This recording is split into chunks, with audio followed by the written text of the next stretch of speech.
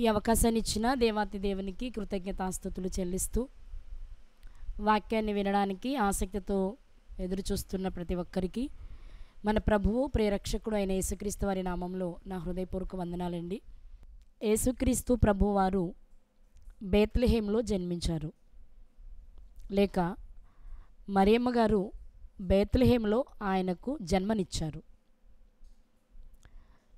ఎందుకు బేత్లెహేంలోనే ఆయన జన్మించాలి అంటే, గతంలో మనం మాట్లాడుకున్నాము.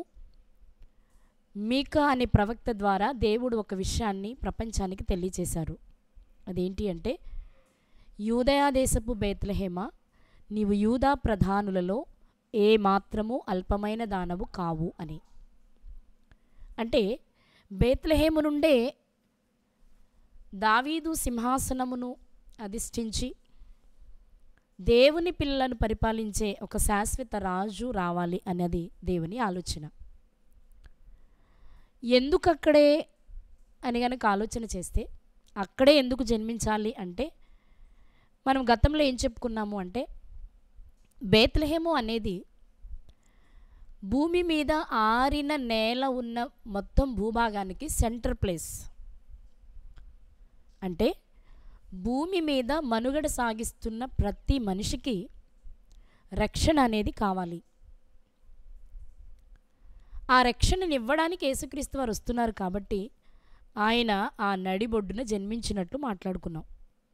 ఎందుకు అంటే, అపోస్తుల కార్యములలో పేతురు గారు మాట్లాడుతూ, యేసుక్రీస్తు అందరికీ ప్రభువు, ఆయన అందరికీ రాజు కాబట్టి అంత సంబంధించిన మధ్యలో ఆయన జన్మించినట్లుగా గత భాగంలో మనం మాట్లాడుకున్నాం. ఇక రెండో విషయం ఏంటి అంటే, ఆయన అక్కడే జన్మించడానికి కారణం ఏంటి అంటే, బేత్లెహేం అనేది దావీదు గారి ఊరు. దావీదు గారు ఎవరు అంటే, ఇశ్రాయేలు ప్రజలను పరిపాలించిన మంచి రాజులలో ఒక రాజు. ఆ దావీదు గారి వంశంలో, ఆ దావీదు గారి గోత్రంలో అనగా యూదా గోత్రంలో, ఆ దావీదు గారి సింహాసనం మీద కూర్చోవడానికి ఒక రాజు కావాలి. ఆయన రాజు కాబట్టి తర్వాత వచ్చే శాశ్వత రాజు కూడా ఆ ప్రాంతం నుండే రావాలి అన్నది దేవుని ఆలోచన. ఇవి మనం గతంలో మాట్లాడుకున్నది. ఇక బేత్లెహేము అనగా రొట్టెల ఇల్లు అని, దీనికే మరొక పేరు ఎఫ్రాతా అని. ఎఫ్రాతా అనబడే పేరు, బేత్లెహేము అనే పేరు కూడా స్థలానికి మాత్రమే కాదు, వ్యక్తులకు కూడా ఉంది అని. బేత్లెహేం అనేది యెరూషలేముకి 6.2 మైళ్ళు అనగా సుమారు 10 కిలోమీటర్ల దూరంలో ఉంటుందని. ఇలా చాలా విషయాలు మాట్లాడుకున్నాం.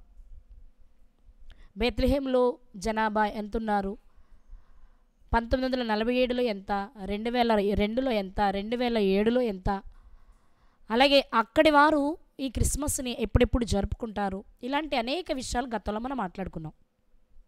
అయితే దానిలో నుండే ఇంకొన్ని విషయాలు ఈరోజు మీతో మాట్లాడాలి అని నేను సిద్ధపడ్డాను.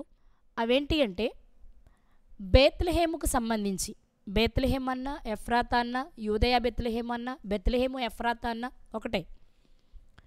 దీనికి సంబంధించిన కొన్ని విషయాలు పరిశుద్ధ గ్రంథంలో వ్రాయబడ్డాయి. ఆ విషయాలలో మిళితమై ఉన్న దేవుని సంకల్పాన్ని ఈరోజు మనం జ్ఞాపకం చేసుకుందాం. ఒక 4 లేదా 5 సంగతులు సమయానుకూలాన్ని బట్టి మీతో మాట్లాడతాను. ముందుగా మనం ఆలోచన చేద్దాం. బేత్లెహేము అనేది ప్రారంభము నుండి ఉన్నప్పటికీ, ఇశ్రాయేలు ప్రజలు ఐగుప్తు నుండి కనానుకు చేరిన తర్వాత యెహోషువ గారు 12 గోత్రాల వారికి భూభాగాన్ని పంచిపెట్టినప్పుడు జెబూలూనీల భాగంగా వచ్చిన ప్రాంతమే బేత్లెహేము. అంటే వాస్తవానికి బేత్లెహేం అనేది యూదులకు కాదు భూభాగంగా పంచబడింది ప్రారంభంలో, జెబూలూనీలకు. మీ తర్వాత చదువుకోండి, యెహోషువ గ్రంథంలో కనిపిస్తుంది మాట 19:15లో. అయితే కాలక్రమేణా ఏం జరిగింది అంటే, భౌగోళిక మార్పుల వలన కావచ్చు, లేకపోతే ఏం జరిగిందో మనకు తెలియదు కానీ, యూదయా దేశంలో ఉన్న బెత్లెహేము యూదులకు రాజధానిగా మనకు పిలువబడుతుంది, మార్పు చెందుతూ వచ్చింది. అయితే ప్రారంభము నుండి బేత్లెహేము పట్ల దేవునికి ఉన్న ఉద్దేశం ఏంటి అని కాస్త మనం ఆలోచన చేస్తే కొన్ని అమూల్యమైన సంగతులు ఈరోజు మనం తెలుసుకోవడానికి అవకాశం ఉంది. చూద్దామండి. ముందుగా ఆదికాండము 35వ అధ్యాయము 16వ వచనం. ఆదికాండము 35వ అధ్యాయము 16వ వచనము. ఈ సందర్భం ఏంటి అంటే, యాకోబు గారు మామగారింటికి వెళ్ళి వివాహాలు చేసుకుని కొంతమంది పిల్లలకు జన్మనిచ్చిన తరువాత తన భార్యలను, ఉపపత్నులను, పిల్లలను తీసుకుని తన తండ్రి ఇంటికి తిరిగి వస్తూ ఉన్నారు. మార్గ మధ్యంలో జరుగుతున్న సంఘటన, ఇంకా బాగా చెప్పాలి అంటే, యాకోబు గారు ప్రేమించి చేసుకున్న భార్య అయిన రాహేలు గారు తన రెండవ కుమారుడైన బెన్యామీను గారికి జన్మనిస్తూ మరణించడం అనేది ఈ సందర్భంలో మనకు కనిపిస్తుంది. ఆమె ఎందుకు మరణించారు అంటే మనకు తెలుసు. తండ్రి నుండి గృహదేవతను దొంగిలించి తెచ్చారు. ఆమె తెచ్చిందనే సంగతి తెలియనటువంటి యాకోబు గారు శపించారు. ఆ శాప ఫలితమే ఈమె మరణం జరిగింది. ఇప్పుడు ఆ సందర్భాన్ని మనం జ్ఞాపకం చేసుకుంటున్నాం. ఎందుకు అంటే ఆమె మరణించినది ఎఫ్రాతా మార్గంలోనే. కాబట్టి ఒకసారి చూద్దాం. ఆదికాండము 35వ అధ్యాయము 16వ వచనంలో, వారు బేతేలు నుండి ప్రయాణమైపోయిరి. ఎఫ్రాతాకు వెళ్ళు మార్గంలో మరికొంత దూరము ఉన్నప్పుడు రాహేలు ప్రసవించుచు ప్రసవ వేదనతో ప్రయాసపడెను. ఈ వచనంలో ఎఫ్రాతాకు వెళ్ళు మార్గంలో ఈ సంఘటన జరుగుతుంది. ఇంకొంచెం దూరం అయితే ఎఫ్రాతాకు వెళ్ళిపోతారు. అంటే బేత్లెహేముకు బయట భాగంలో జరుగుతున్న సంఘటన. ఆ తర్వాత మనం గమనిస్తే చరిత్రకారులు చెప్పే విషయం ఏంటి అంటే, రాహేలు గారి సమాధి బేత్లెహేములోనే జరిగినట్లు, ఆ సమాధి ఇప్పటికీ ఉన్నట్లు చరిత్రకారులు చెప్తున్నారు. అంటే బైబిల్ గ్రంథంలో మొట్టమొదటిగా మనకు కనిపిస్తున్న ఎఫ్రాతా లేదా బేత్లెహేము ఏ విషయాన్ని మనకి జ్ఞాపకం చేస్తుంది అంటే,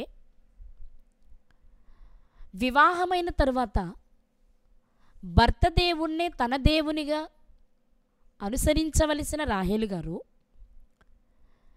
దేనిని విసర్జించాలో దానిని విసర్జించక తండ్రి ఇంటి నుండి గృహదేవతను దొంగిలించి తెచ్చి అబద్ధమాడి మోసం చేసి శాపాన్ని పొంది మరణాన్ని పొంది తన కుమారులకు దుఃఖాన్ని మిగిల్చారు. ఇక్కడ రాహేలు గారు శాపాన్ని పొందడం, 2 మరణాన్ని పొందడం, 3 తన కుమారులకు దుఃఖాన్ని మిగిల్చటం అనేది మనకు కనిపిస్తుంది. ఈ 3 విషయాలు జరిగిన ప్రదేశం ఏది అంటే ఎఫ్రాతా.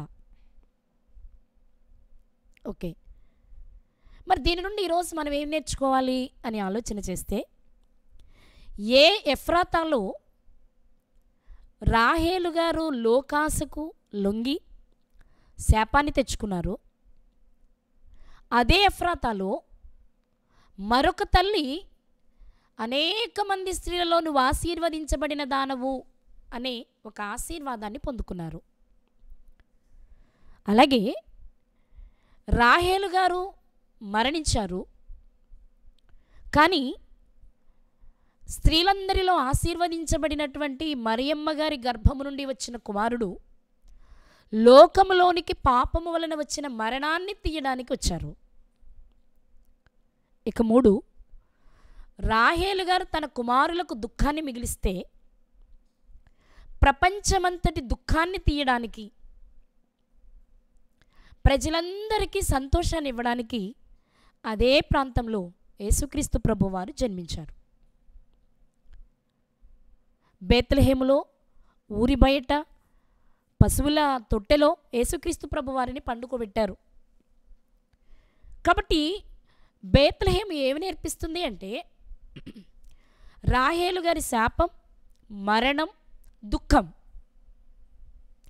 ఇవన్నీ తీయడానికి మరియమ్మ గారు ఆశీర్వదించబడటమే కాదు, ప్రపంచానికి ఆశీర్వాదకరంగా ఉండే తన కుమారుణ్ణి అక్కడ జన్మించారు, అక్కడ జన్మనిచ్చారు.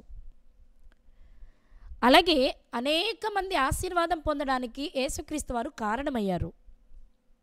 అలాగే మరణము నుండి, రెండవ మరణము నుండి లేక పాపము నుండి మానవాళిని విమోచించడానికి యేసుక్రీస్తు ప్రభువారు అక్కడ జన్మించారు.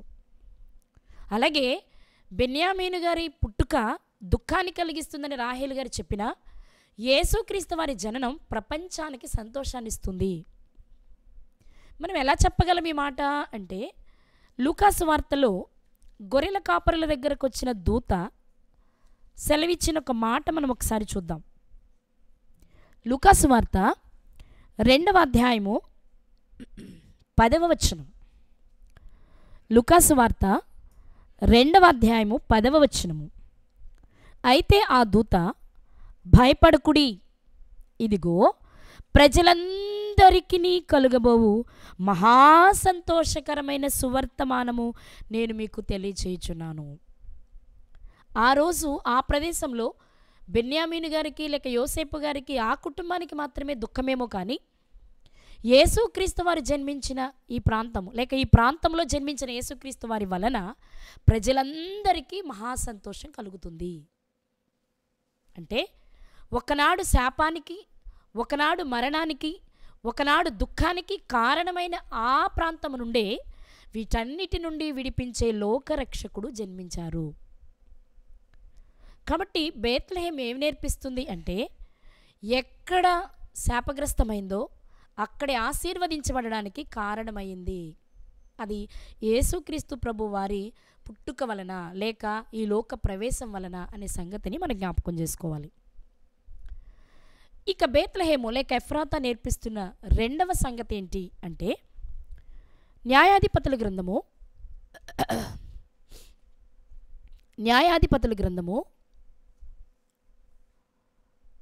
మనకి తెలుసు కదా.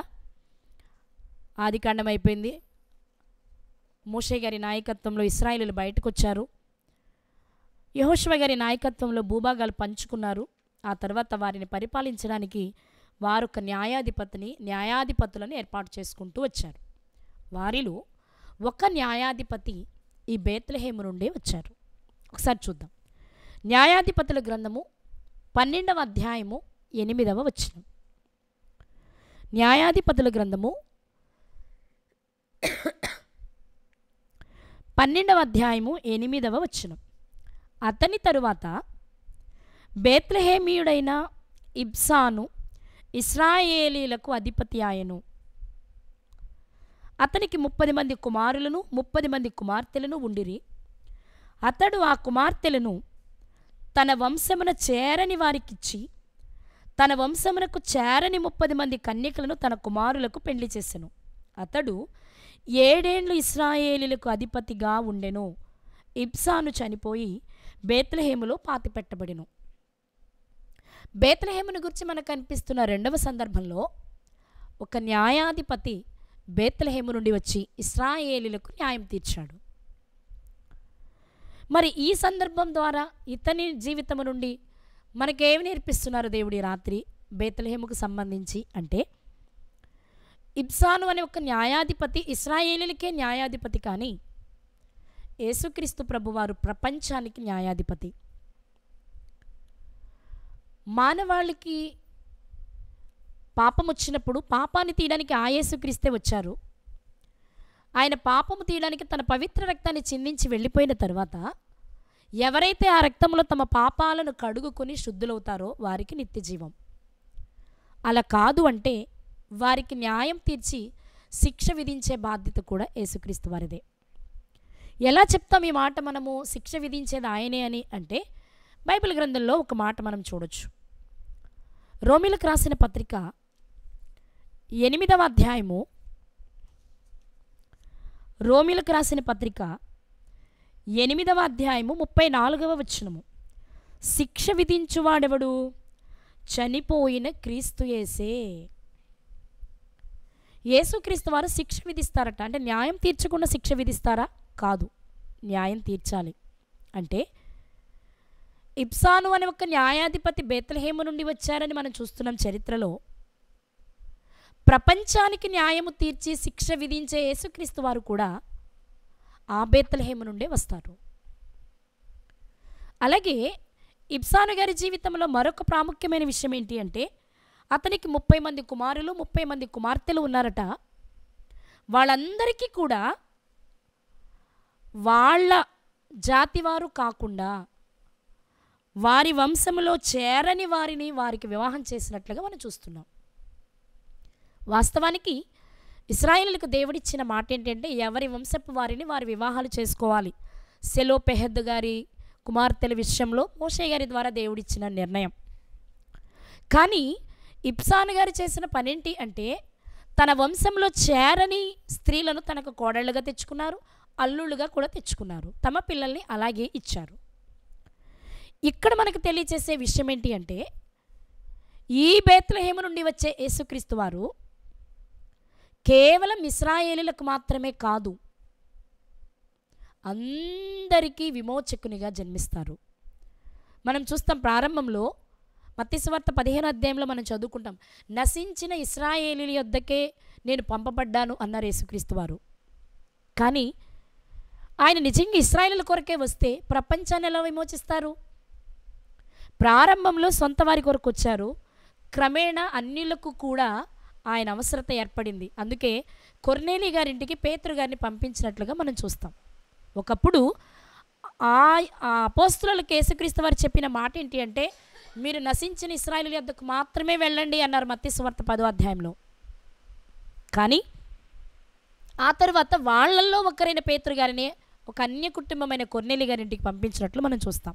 అయితే ఇబ్సాను గారి జీవితంలో మనం చూసేది వారి వంశము వారి కాని వారిని కూడా తన కోడళ్ళుగా అల్లుళ్ళుగా తెచ్చుకున్నట్లే, అలాంటి వారి ఇళ్ళకే తన కూతుర్లను కుమారులను పంపించినట్లుగానే యేసుక్రీస్తు ప్రభువారు అదే బేత్లెహేము నుండి వచ్చి సొంత యూద జాతి ప్రజలతో పాటు అన్యులకు కూడా ఆయన రక్షణగాను వెలుగుగాను ప్రభువుగాను నియమించబడినట్లుగా మనం లేఖనాల్లో చూస్తాం.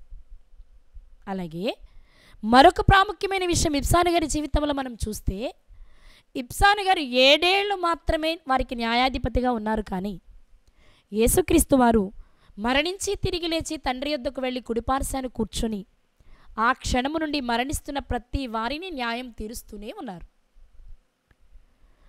మనము ఆలోచిస్తున్న ఈ రెండవ సందర్భంలో కనిపించే న్యాయాధిపతి అయిన ఇబ్సాను గారి జీవితంలో నుండి 3 ప్రాముఖ్యమైన విషయాలు మనం చూడొచ్చు. ఈ న్యాయాధిపతి బేత్లెహేము నుండే వచ్చాడు.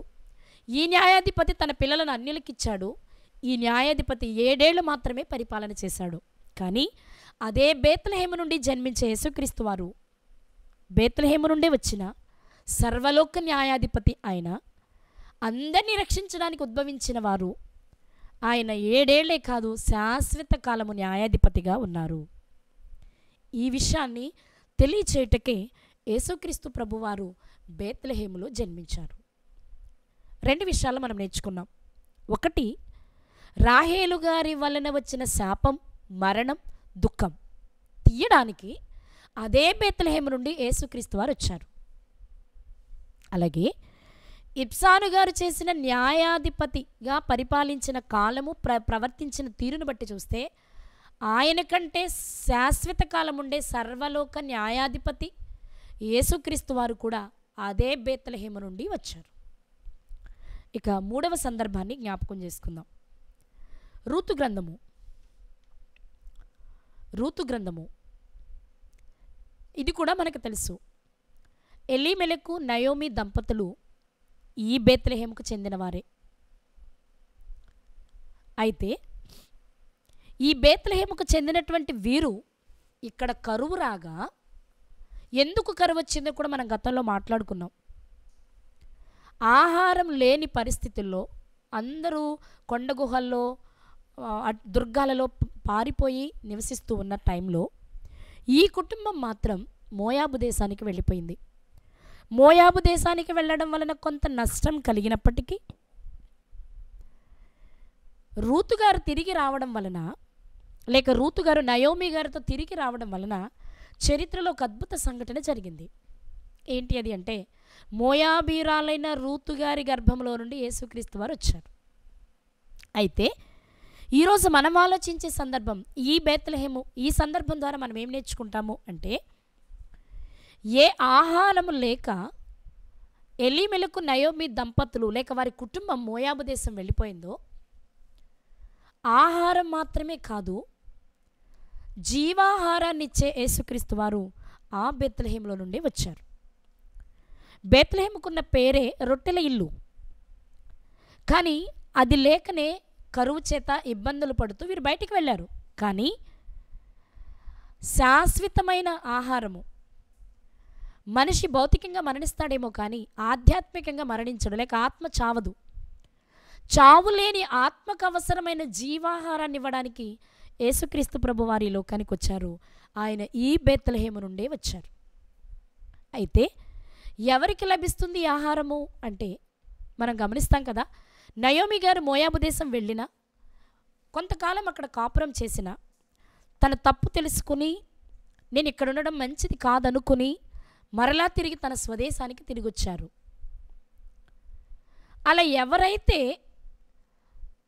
పుట్టినప్పుడు యథార్థంగా పుట్టిన, వయసు పెరుగుతున్న కొలది పాపము చేసి ఆజ్ఞను అతిక్రమిస్తారో, వారు ఎప్పుడైతే తాము చేసింది పాపమని గుర్తించి పశ్చాత్తాపపడి యేసుక్రీస్తు వారి దగ్గరకు వస్తారో, ఆ యేసుక్రీస్తు ప్రభు వారి శరీర రక్తాలలో పాలు పంచుకుంటారో వారికి మాత్రమే ఆ జీవాహారం లభిస్తుంది. అందుకే యేసుక్రీస్తు ప్రభు వారి చెప్పిన మాట మనం ఒకసారి చూస్తే, యోహాను సువార్త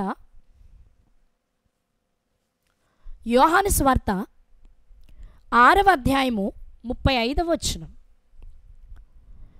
యోహాను సువార్త 6వ అధ్యాయము 35వ వచనం. అందుకు యేసు వారితో ఇట్లనెను, జీవాహారమును నేనే. ఎవరండి? జీవాహారమును నేనే. అలాగే అదే అధ్యాయము 51 లేతే 49 నుండి చదువుదాం, బాగుంటుంది. యోహాను సువార్త 6వ అధ్యాయము 49 నుండి మనం చదువుకుంటే, మీ పితరులు అరణ్యములో మన్నాను తినను చనిపోయిరి. బాగా ఆలోచిస్తే ఇశ్రాయేలులు తిన్న మన్నా ప్రపంచంలో ఇంకెవ్వరూ తినలేదు. అలాంటి మన్నా తిన్నవారు కూడా మరణించారు. కానీ దీనిని తినువాడు చావకుండునట్లు పరలోకము నుండి దిగివచ్చిన ఆహారం ఇదే. ఏదది? పరలోకము నుండి దిగివచ్చిన జీవాహారమును నేనే. ఒకప్పుడు బెత్లెహేము నుండి ఆహారం లేక బయటకు వెళ్ళారు నయోమి కుటుంబం. ఏ ప్రాంతము నుండి ఆహారం లేక బయటకు వెళ్ళారో ఆ ప్రదేశము నుండే ప్రపంచ మానవాళి ఆకలిని తీర్చి మరణానికి చేరువ కాని ఆహారాన్ని అందించే జీవాహారమైన యేసుక్రీస్తు ప్రభువారు ఆ బెత్లెహేము నుండే వచ్చారు. ఎందుకు బెత్లెహేమును దేవుడు ఎంచుకున్నారు అంటే, ఎన్నో విలువైన సంగతులు అందులో వ్రాయబడ్డాయి. దుఃఖాన్ని తీయడానికి, శాపాన్ని తీయడానికి, పాపాన్ని తీయడానికి, న్యాయాధిపతిగా ఉండడానికి, శిక్ష విధించడానికి, అలాగే మనుషులను బ్రతికించే అవసరమైన ఆహారాన్ని ఇవ్వడానికి క్రీస్తు అక్కడే జన్మించాలి. చరిత్రలో ఆ ప్రాంతంలో ఏ విషయాలలో నష్టపోయారో ఆ విషయాలన్నిటిలోనూ అద్భుతమైన మార్పును తేవడానికి అన్నిటికీ మూలమైన యేసుక్రీస్తు వారు ఆ ప్రాంతంలోనే జన్మించాలి. కాబట్టి బెత్లెహేములోనే యేసుక్రీస్తు వారు జన్మించడానికి మరొక కారణం, లేక ఈరోజు మనం మాట్లాడుకుంటున్న 3వ కారణం ఏంటి అంటే, జీవాహారమును ఇవ్వడానికి అక్కడ నుండి ఆయన రావాలి. జీవాధిపతి కాబట్టి, న్యాయాధిపతి కాబట్టి యేసుక్రీస్తు వారు అక్కడ నుండే రావాలి. శాపాన్ని, పాపాన్ని, దుఃఖాన్ని తీయడానికి, మరణాన్ని తీయడానికి అక్కడ నుండే యేసుక్రీస్తు వారు రావాలి. ఇక మరొక సందర్భాన్ని మనం చూద్దాం. న్యాయాధిపతుల గ్రంథము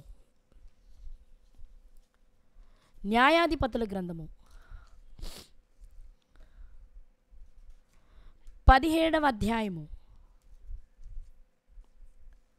న్యాయాధిపతుల గ్రంథము 17వ అధ్యాయము 7వ వచనం. యూదా బెత్లెహేములో నుండి వచ్చిన యూదా వంశస్థుడైన ఒక యవ్వనుడు ఉండెను. అతడు లేవీయుడు, అతడక్కడ నివసించెను.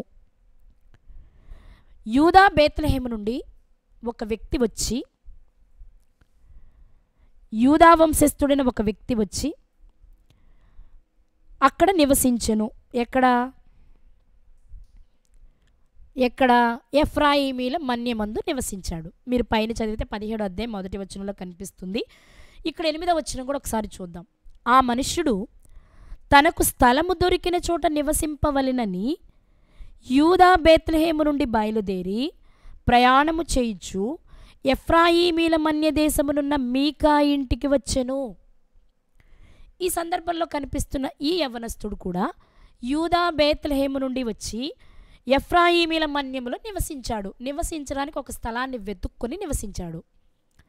ఇతడేమో యూదా బేత్లెహేములో స్థలము లేక వద్దనుకుని ఎఫ్రాయిమీల మన్యంలో నివసించడానికి వచ్చిన వ్యక్తి. ఇక్కడ మీకు ఒక చిన్న విషయాన్ని చెప్తాను.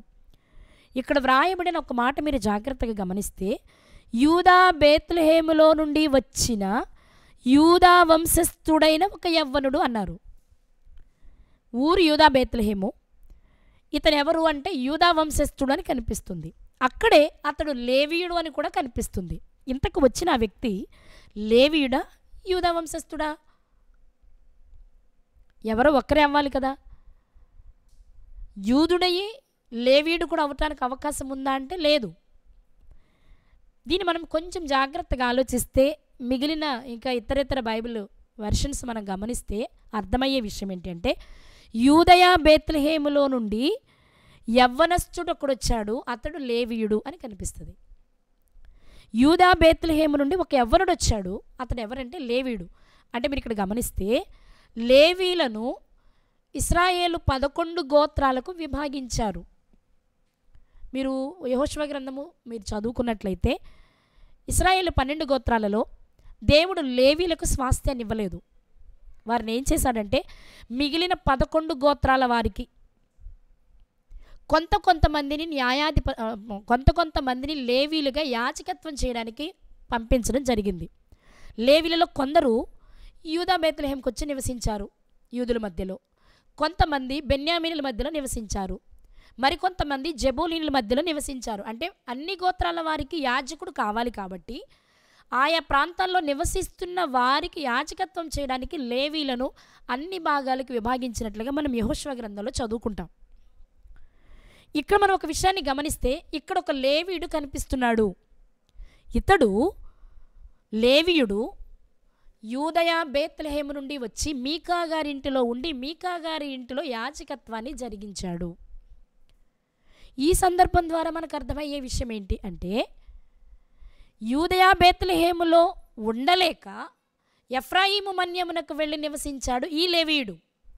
కానీ ప్రపంచమంతటి తరపున యాజకత్వం నిర్వహించడానికి వచ్చారు మెల్కీసెదెకు క్రమము చొప్పున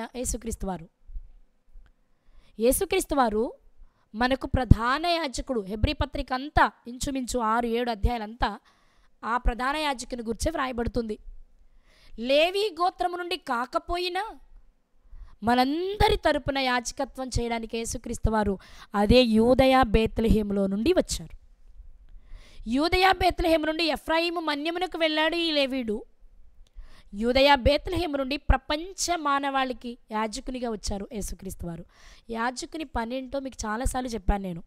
ప్రవక్త పనేంటి, యాజకుని పనేంటి అంటే, యాజకుని పని ప్రజలు పాపము చేసినప్పుడు వారి పాపమును పరిహరించుకోవడానికి పాప పరిహారార్థ బలిగా, లేక దహన బలిగా, సమాధాన బలిగా, అపరాధ పరిహారార్థ బలిగా, నైవేద్యంగా ఏది తెచ్చినా ఆ బలిని ఆ తెచ్చిన పాపి తల మీద పెట్టి, లేక అతని తరపున దేవునికి విజ్ఞాపన చేసి సమర్పించి పాపమును తీసేవాడే యాజకుడు.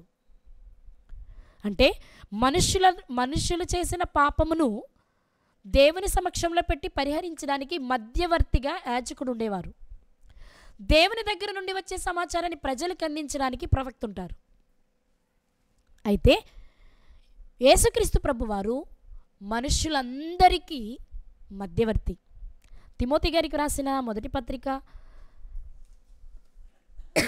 మనం ఒక మాట చూస్తాం.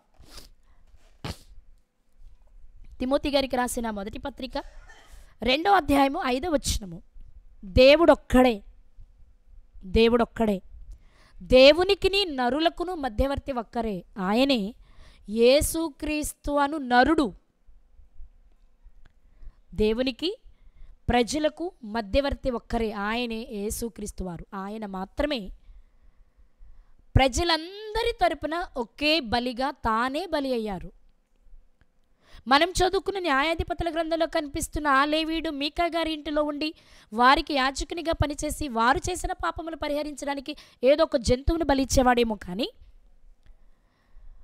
మేకల వలన కానీ, కోడెల వలన కానీ, దూడల వలన కానీ, గొర్రెల వలన కానీ, వీటి రక్తము వలన పాపము పరిహరించబడదు. శాశ్వత పరిష్కారం కావాలి అంటే అది యేసుక్రీస్తు వారి రక్తమే కావాలి. కాబట్టి శాశ్వత పరిష్కారాన్ని ఇవ్వడానికి ప్రధాన యాజకునిగా యేసుక్రీస్తు వారు అదే యూదయ బేత్లెహేము నుండి వచ్చారు.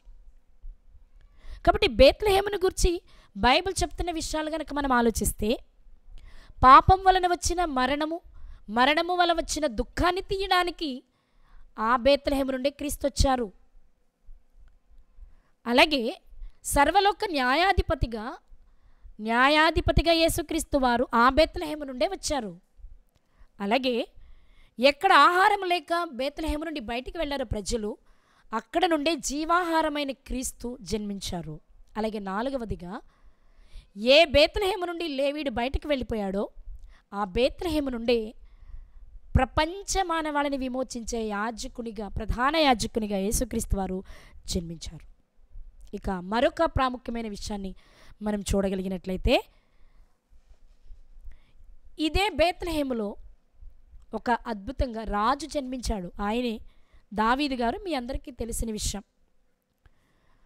దావీదు గారిని బేత్లెహేమీయుడైన దావీదు అని పిలుస్తాం. ఇది దేనికి సంకేతము అని మనం ఆలోచిస్తే, దావీదు గారు కేవలం ఇశ్రాయేలీలకు మాత్రమే రాజు. అంటే 12 గోత్రాలు కలిసి ఉన్నప్పుడు సమైక్య రాజ్యం అని మాట్లాడుకుంటాం మనం. కానీ అదే బేత్లెహేము నుండి యేసుక్రీస్తు ప్రభువారు ప్రపంచమంతటికీ రాజుగా జన్మించారు కదా, మనకు తెలుసు కదా. అయినా ఒకసారి మనం చూద్దామా? అపోస్తుల కార్యములు 10వ అధ్యాయము. అపోస్తుల కార్యములు 10వ అధ్యాయము 36వ వచనం. అపోస్తుల కార్యములు 10వ అధ్యాయం 36వ వచనంలో, యేసుక్రీస్తు అందరికీ ప్రభువు. దయచేసి అందరూ గమనించవలసిన మాట ఇది. యేసుక్రీస్తు అందరికీ చాలా పెట్టొచ్చు ఆయన్ని, కానీ ఇక్కడ పెట్టిన పదం ప్రభువు అని మాత్రమే. ఈయన అందరికీ రాజు. అంతేకాదు, మరియమ్మ గారి దగ్గరకు దేవదూత వచ్చినప్పుడు చెప్పిన మాట కూడా ఒకసారి మనం చూస్తే, లూకాసు వార్త 1వ అధ్యాయము, లూకాసు వార్త 1వ అధ్యాయము 32వ వచనాన్ని చదువుకుందాం. ఆయన గొప్పవాడై సర్వోన్నతుని కుమారుడనబడును, ప్రభువైన దేవుడు ఆయన తండ్రి అయిన దావీదు సింహాసనమును ఆయనకిచ్చును. ఆయన యాకోబు వంశస్థులను యుగయుగములు ఏలును. ఆయన రాజ్యం అంతము లేనిదై ఉండునని ఆమెతో చెప్పెను. దావీదు గారి సింహాసనానికి కొంతకాలమే రాజులు పరిపాలించారు. బబులోను రాజు వచ్చిన తర్వాత రాజ్యము పతనమైందని మనకు తెలుసు. కానీ ఈయన రాజ్యము శాశ్వతమైనది, అంతము లేనిది, నిత్యము నిలిచేది. కాబట్టి బేత్లెహేము నుంచి మరొక ప్రాముఖ్యమైన విషయం ఏంటి అంటే, ప్రజలందరూ చెప్పుకునే ఒక మంచి రాజు బేత్లెహేములోనే జన్మించారు. ఆయనే దావీదు గారు. కానీ ఆయన అంతరించిపోయారు. ఆ రాజ్యము అంతరించిపోయింది, ఆ సింహాసనము అంతరించిపోయింది భౌతికంగా. కానీ అదే రాజ్యంలో, అదే సింహాసనము పైన అంతము కాని రాజ్యానికి రాజుగా యేసుక్రీస్తు వారు అదే బేత్లెహేము నుండి జన్మించారు. ఇప్పటివరకు మనం ఎన్ని తెలుసుకున్నాము అంటే, ఒకటి, ఏ బేత్లెహేములో మరణం సంభవించిందో అక్కడే జీవాన్ని ఇవ్వడానికి క్రీస్తు వచ్చారు. ఏ బేత్లెహేము నుండి ఒక న్యాయాధిపతి వచ్చారో అదే బేత్లెహేము నుండి శాశ్వత న్యాయాధిపతి వచ్చారు. ఏ బేత్లెహేములో కరువు వచ్చిందో ఆ బేత్లెహేము నుండే జీవాహారమైన క్రీస్తు వచ్చారు. ఏ బేత్లెహేములో లేవీయుడు ఆ ప్రాంతాన్ని విడిచి బయటకు వచ్చాడో అదే బేత్లెహేము నుండి అందరికీ యాజకునిగా, ప్రధాన యాజకునిగా యేసుక్రీస్తు వచ్చారు. అలాగే ఏ బేత్లెహేములో దావీదు గారు జన్మించారో ఆ దావీదు గారి సింహాసనం మీద శాశ్వత పరిపాలన చేయడానికి యేసుక్రీస్తు వారు వచ్చారు. ఇక చివరిగా మరొక సందర్భాన్ని మనం జ్ఞాపకం చేసుకుందాం. సమూయేలు 2వ గ్రంథము 23వ అధ్యాయము. సమూయేలు 2వ గ్రంథము 23వ అధ్యాయంలో దావీదు గారికి ఫిలిస్తీన్లకి మధ్య యుద్ధం జరుగుతుంది. ఫిలిస్తీన్ల చేత తరమబడుతున్నారు దావీదు గారు. అప్పుడు జరిగిన ఒక సంఘటన మనం చూద్దాం. 23వ అధ్యాయము 12వ వచనం నుండి చదువుకుందాం. అప్పుడితడు ఆ చేని మధ్యన నిలిచి, ఫిలిస్తీన్లు దాని మీదికి రాకుండా వారిని వెళ్ళగొట్టి వారిని హతము చేయుట వలన యెహోవా ఇశ్రాయేలీయులకు గొప్ప రక్షణ కలుగచేసెను. 13వ వచనంలో, మరియు 30 మంది అధిపతులలో శ్రేష్ఠులై 3 కోతకాలమున అదుల్లాము గుహలోనున్న దావీదునొద్దకు వచ్చినప్పుడు ఫిలిస్తీన్లు రెఫాయిము లోయలో దండు దిగి ఉండిరి. దావీదు దుర్గంలో ఉండెను. ఫిలిస్తీన్ల దండు కావలి వారు బేత్లెహేములో ఉండిరి.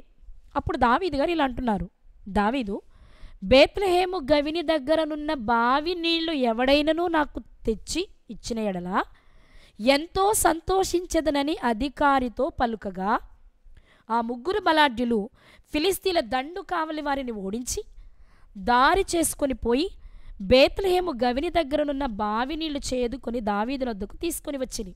అయితే అతడు ఆ నీళ్లు త్రాగుటకు మనస్సు లేక యెహోవా సన్నిధిని పారబోసి, యెహోవా, నేను ఇవి త్రాగను, ప్రాణమునకు తెగించి పోయి తెచ్చిన వారి చేతి నీళ్లు త్రాగుదునా అని చెప్పి త్రాగనొల్లకుండెను.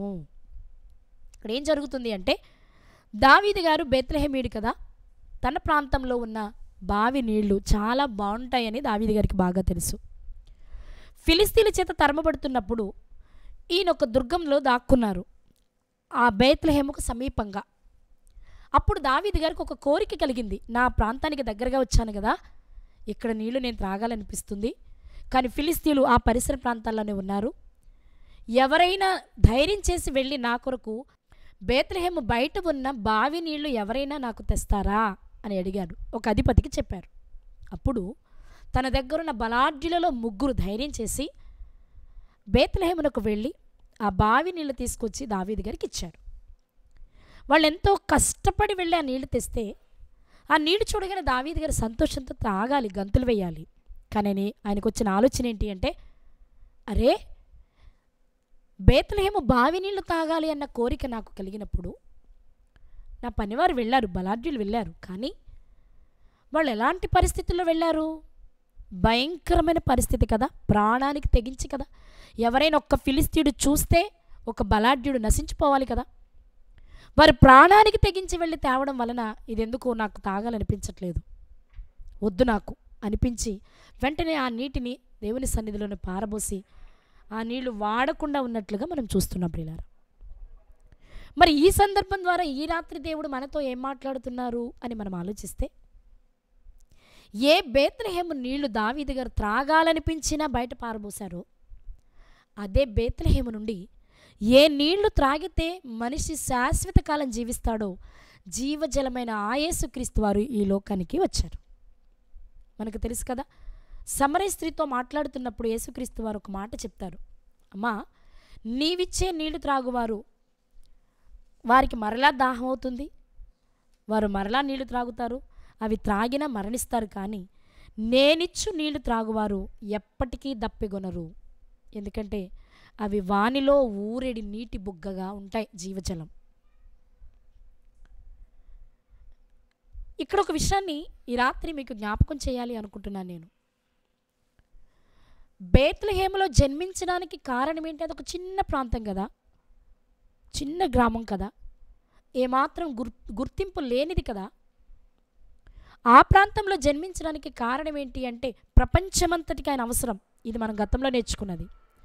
కానీ ఈరోజు దేవుడు మనకు నేర్పిస్తున్న విషయం ఏంటంటే, ఎందుకు ఆయన అక్కడే జన్మించాలి అంటే, బైబిల్ గ్రంథంలో బేత్లెహేముకు సంబంధించిన విషయాలన్నిటినీ ఆయా కాలాల వారు కొద్ది కాలంగా చేశారు, కొంచెంగా చేశారు, కానీ దానికి శాశ్వత పరిష్కారం క్రీస్తు వలనే జరగాలి. కాబట్టి ఆ క్రీస్తు ఆ బేత్లెహేము నుండే రావాలి. ఈ రాత్రి మనం చూసాం చాలా సంగతులు. రాహేలు గారి వలన వచ్చినటువంటి పాపం, శాపం, మరణం, దుఃఖం ఇవన్నీ రాహేలు గారికి ఎక్కడ సంభవించాయి అంటే బేత్లెహేంలోనే.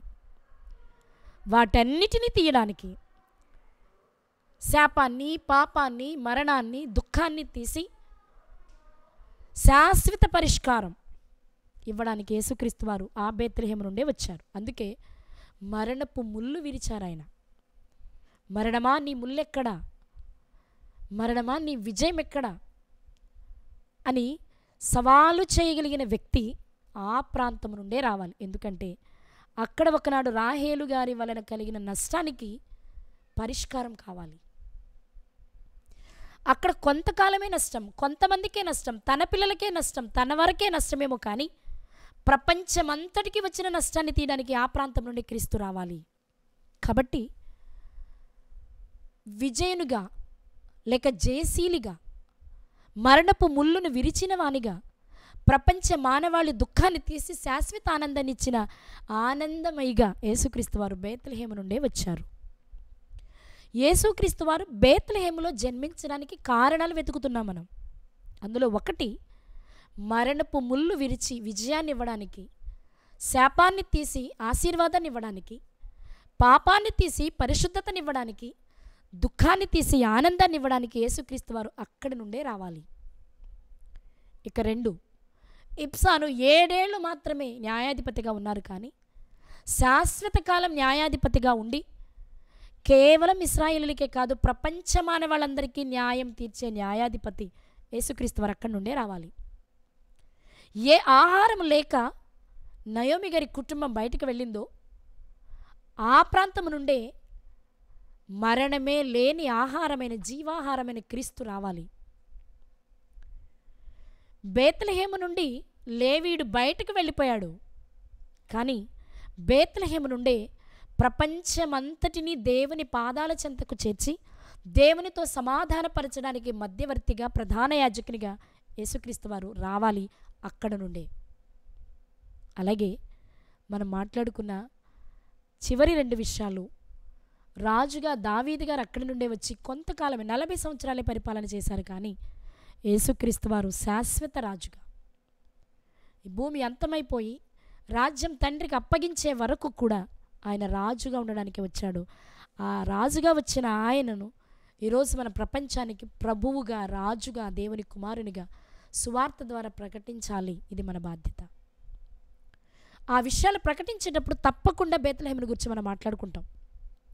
ఇక చివరిగా మనం మాట్లాడుకున్నది జీవజలముగా యేసుక్రీస్తు వారు అక్కడ నుండే రావాలి.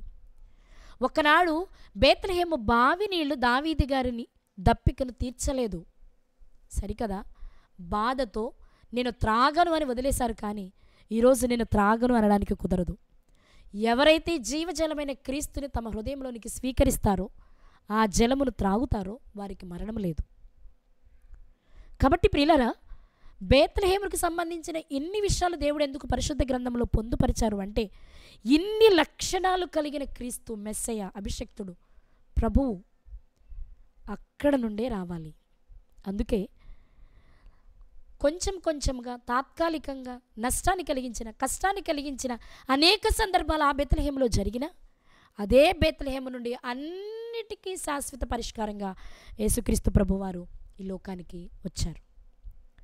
ఈరోజు బేత్లెహేము ద్వారా దేవుడు మనకు నేర్పిస్తున్న సంగతి ఏంటి అంటే, నువ్వు చిన్నవాడివైనా, పేదవాడివైనా, ఈ లోకంలో చదువు లేని వాడివైనా, ఆస్తి లేని వాడివైనా, అందం లేని వాడివైనా, జ్ఞానం లేని వాడివైనా, ఒక్క క్రీస్తు నీలో ఉంటే నువ్వు ప్రపంచానికే వెలుగుగా కనిపిస్తావు. ఒకనాడు బేత్లెహేము చిన్నదే కావచ్చు, పనికిరానిదిగా కనబడవచ్చు, కానీ అందులో క్రీస్తు పుట్టడం వలన ఈరోజు ప్రపంచానికి గుర్తింపు వచ్చింది. క్రీస్తు అక్కడ జన్మించడం వలన బేత్లెహేముకు ఒక పేరు, ప్రఖ్యాతి వచ్చింది. దాని ద్వారా ఈ రాత్రి దేవుడు మనతో మాట్లాడుతున్న విషయం, మనకు నేర్పిస్తున్న విషయం ఏంటో తెలుసా? నువ్వు ఎలాంటి వాడవైనా క్రీస్తు నీలో వస్తే నీవు ప్రపంచానికే వెలుగుగా ఉంటావు. నువ్వు ప్రపంచానికి గుర్తింపు తెచ్చిన వానిగా ఉంటావు. ఒక్క క్రీస్తు నీలోకి వస్తే చాలు.